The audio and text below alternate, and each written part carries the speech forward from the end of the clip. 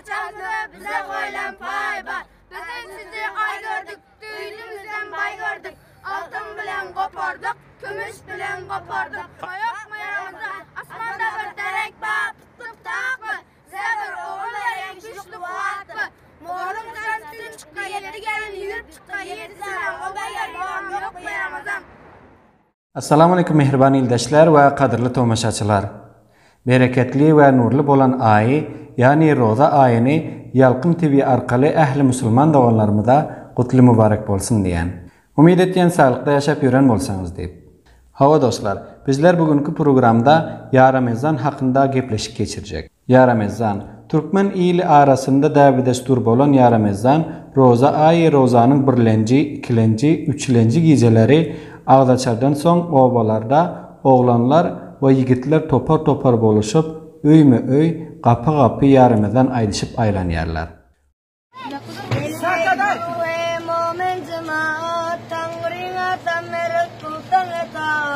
Ramazan aydır beyik adat, onun şükrünü için Allah dinler. Allah! Ay günü açılara baba seman, azartmalar günahkarlar beraber. Kabul eyle sanımız ya sopanın hakkı için Allah dinler. Allah! Arada gel yedikleri tutun, içersin çıkarıp nezafet edin. Yaxşı dönüge yüknesetke gidin, onun şükrüne için Allah dinler. Allah! Ağlasarda halka hurman yetirin, vere başka ayağa yetirin. Esanik tuğmar işki bitirin, onun şükrü için Allah dinler. Allah! Arada gel yedikleri tutun, içersin çıkarıp nezafet edin. Yaxşı dönüge yüknesetke gidin, onun şükrüne için Allah dinler. Allah! Ol Ya Ramazanlar şöyle aydılar. Tüyünüzden ay göründü, göğnümüze cay göründü. Devletli öy eyyesi bize hatim tay göründü. Hak Resul ümmetimin Ya Ramazan. Ya Ramazan kayerlerde üçlenci rozanı açıp akşamına Ya Ramazan aydışıp geziyarlar. Ramazanın üçünde geldik size, rozanın zekatını verin bize. Koy verin, koçkar verin sevap size, Hak Resul ümmetimin Ya Ramazan. Şu gün ayın üçü bolar, baklı öy içi bolar, soyulacak koyun geçi bolar, Hak Resul ümmetimin Ya Ramazan. Kabir yerde Ramazan ayının 14. akşamı Ya Ramazan geziyarlar. Ramazan ayları gelerde geçer, ayın 14'üne yalkımın saçar, atını eyyerlep münüpte kaçar, Muhammed ümmetimin Ya Ramazan. Ya Ramazan'da yigitler 10-15 kişi bir topar boluşup, obanın bayrağı veya maldarrağının kapısını kakıp Ya Ramazan geziyarlar. Bir xeyli oğul veya avlat bolmayan adamlar bu Ya Ramazançılardan fata berin, eğer ferdendim bolsa, indiki yıl Ramazan'da bir mal vereyin deyip oğul fatasını alayarlar.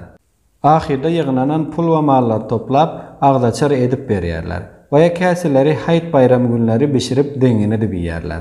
Hava dostlar, büyüsançlık bize. Biz Türkmenler yıllar zamanlar geçip yine hem Türkmenin Ya Ramazan deyilen ata-babalarımızdan kalan dabi desturunu unutmadık.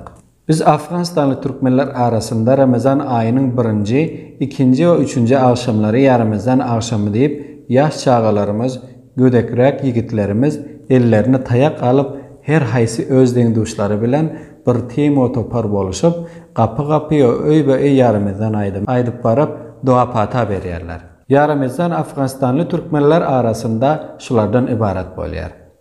İşicik, buğumları gıyşıcık, Allah'ım falancana bir gelin versin, kırmızı gülden yumşacık. Mekke'de bir eşek gördüm, ayağı duşaklı, Hudayım sana bir oğul versin, bili kuşaklı. Hak Resulullah Ya Ramazan. Hemeler bolup birlikte kıyğışyarlar. Kiyik gelýär bökelep, arq boyun yakalap, bir münglicik bermesen, mana gittim öykelep. Hak Resulullah Ya Ramazan. Allah atlı bolsun, sallançanız batlı bolsun, köp berenin oğlu bolsun, az berenin gıyzı bolsun. Hak Resulullah Ya Ramazan. Hava dostlar, bular Ya Ramazan aydımları her oba veya ülke göre değişikli boluşu mümkün. Aziz tomaşaçılar, bu Ya Ramazan hakkında malumatlar Umid etdiýän sizlere ýakymly, ýararly tamam bolan bolsa diýip. Wa tutan rozalarınız we gelecekde tutjak rozalarınız hem Allah Taalanyň dergahynda kabul bolsun. Onda bolsan dostlar, ta ýene gelecek video çelli. Her bireklerinizi kudratly güçli Allah Taala tapşyrýan. Nide bolsaňyz hem hoş sag, aman ýaşaň. Allah ýarlaňyz bolsun. Yokarda bir ay var, ucuda dünya ay var, peygamberin saçalında bize koyulan pay var, köplerin oğlu olsun, ağaberenin gıyılı olsun, yar vedan İsmail. Kavur olsun. Sen de olsun. Kavur olsun. Bak. Bir kere var, gene 5 yere var mı lan?